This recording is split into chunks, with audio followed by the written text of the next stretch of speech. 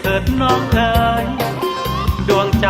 น้องอย่าเมินเสยอย่าได้ละเลยจงหันมาทางนี้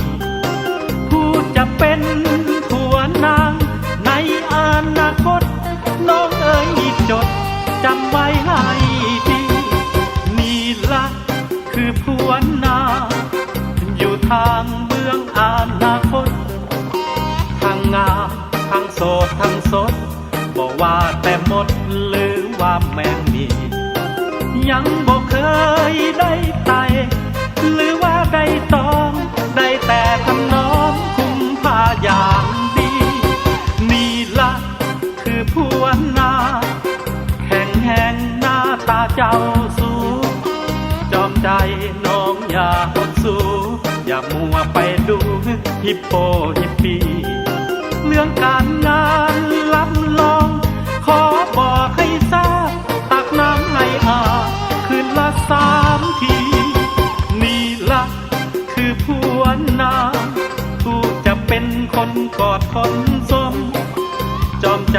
น้องอย่าคืนคมหากได้ซื่นสมรับรองจังสี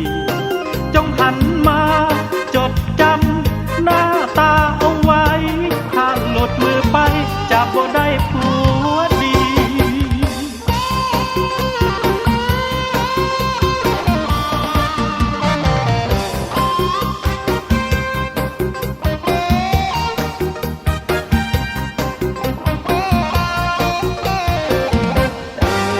นี่ละคือผัวนาแข่งแห่งหน้าตาเจ้าสูจอมใจน้องอย่าอดสู้อย่ามัวไปดู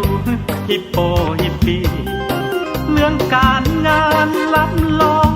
ขอบอกให้ทราบตักน้ำให้อาคืนละ3 ทีนี่ละคือผัวนาผู้จะเป็นคนกอดคนสมจอมใจน้องอย่าคืนคมหากได้ซื่นสมรับรองจังสี